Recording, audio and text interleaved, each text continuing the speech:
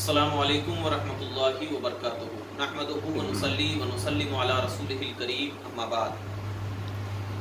حضرات گرامی، تجدید ایمان اور تجدید نکاح کے حوالے سے چند باتیں آپ کے پیش خدمت ہے کہ انسان تجدید ایمان اور تجدید نکاح کب کرتا ہے اور تجدید ایمان کیسے کرے، تجدید نکاح کیسے کرے، اس حوالے سے آپ کے سامنے بیان ہے۔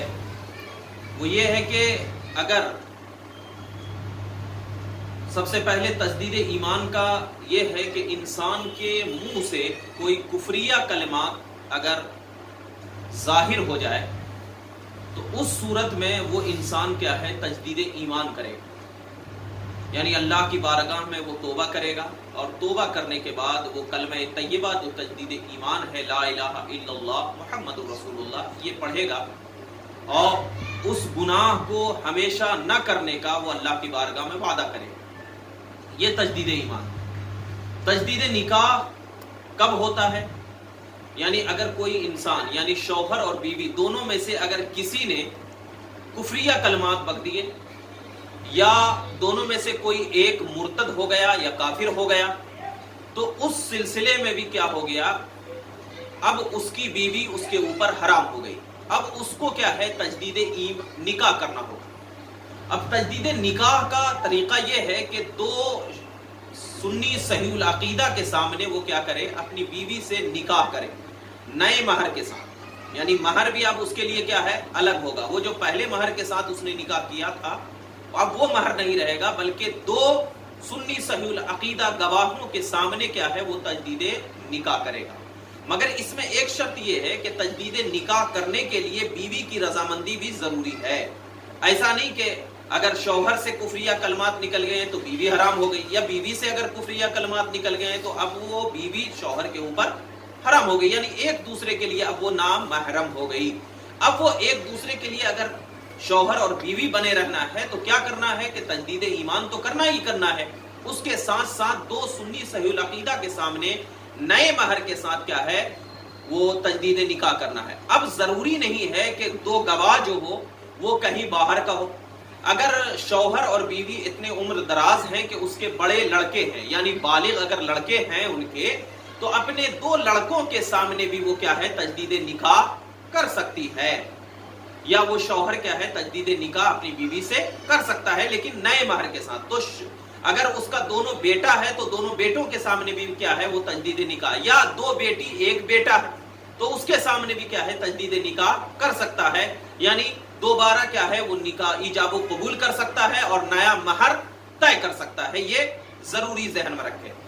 اب یہاں پر میں چند باتیں آپ کے سامنے بیان کر دوں کہ اگر کوئی کفریہ، اب تو بعض لوگ یہ کہتے ہیں کہ کون کون سے کفر ہیں، تو ایک میں یہ ہو کہ سارے کفر جتنے ہیں اس کا تو احاطہ نہیں ہو سکتا، لیکن ہاں ایک بات یہ ذہن میں اصول کے ساتھ سمجھ لیجئے کہ قرآن مجید یا کسی ایک آیت کا انکار کرنا، قرآن مجید کا یا قرآن مجید میں سے کسی ایک آیت کا بھی انکار کرنا، یا احادیث مبارکہ کا مطلقاً انکار کرنا، یعنی مطلقاً احادیث مبارکہ کا انکار کرنا، اور دین کے ان سب عقائد، ارکان اور اصول یا ان میں سے کسی ایک کا انکار کرنا جو صریح نصوص سے ثابت ہو۔ صریح نصوص یعنی قرآن اور احادیث سے بالکلیہ قطعیہ طور پر ثابت ہو، یہ توہین رسالت اور مسلمہ شعار دین کی توہین، یعنی جو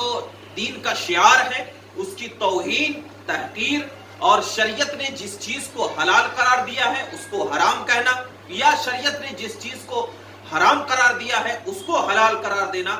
یہ کیا ہے، جیسے کہ زنا ہے، چوری ہے، قتل ہے، شراب نوشی ہے، اس کو کیا ہے، جان بوجھ کر اس کو حلال سمجھنا، ٹھیک ہے نا، یہ جان بوجھ کر کیا کہنا، یہ تو گناہ کبیرہ ہے، یہ بات بالکل ہے، لیکن اگر کہہ رہے ہیں کہ نہیں یہ حلال ہے ہمارے لیے تو بھی یہ کفر ہوگا۔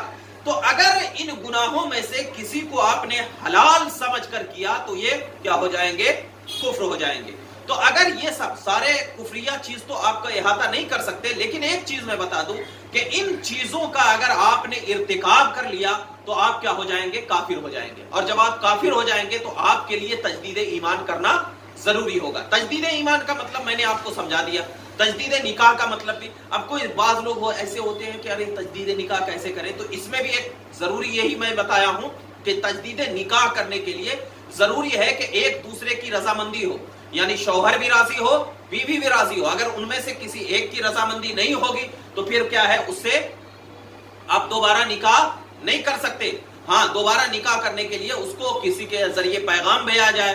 آج کل ایسا ہوتا ہے کہ ہماری زبان سے کیا ہے، کفریہ جملے نکل جاتے ہیں اور ہم بے احتیاطی میں لا علمی کی بنیاد پر ہم ایک دوسرے کے ساتھ رہنا شروع کر دیتے ہیں۔ یہ بہت بڑا گناہ ہے۔ اگر آپ رہیں گے اور اسی حالت میں اگر حمل قرار پا گیا تو وہ لڑکا جو ہے ولد الحرام کہلائے گا، ولد الزنا کہلائے گا۔ کیوں؟ اس لیے کہ آپ دونوں نے کیا ہے، زناکاری میں مبتلا ہیں۔ تو لہٰذا اس میں کیا ہے، آپ کو سوچنا چاہیے، فکر کرنا چاہیے کہ اگر کوئی ایسے جملے ہماری زبان سے نہ نکلے، خاص طور پہ عورتوں کے لیے، کہ ہماری زبان سے کچھ ایسے جملے نکل جاتے ہیں، یعنی یہ کہہ دیتے ہیں مایوسی کی بنیاد پر کہہ دیتے ہیں کہ اللہ تعالیٰ تو ہمیں دیکھ ہی نہیں رہا ہے، ہمیں کچھ کر ہی نہیں رہا ہے، اللہ تعالیٰ کو ہم کیا کریں۔ ایسے جملے نکل جاتے ہیں جس سے کیا ہے، کفر صادر ہو جاتا ہے۔ تو جب کفر صادر ہو جاتا ہے تو اس بنیاد پر، کفر صادر ہونے کی بنیاد پر کیا ہے، ہمیں ایسے طریقہ اپنانا چاہیے جو طریقہ کے شریعت کے مطابق ہو۔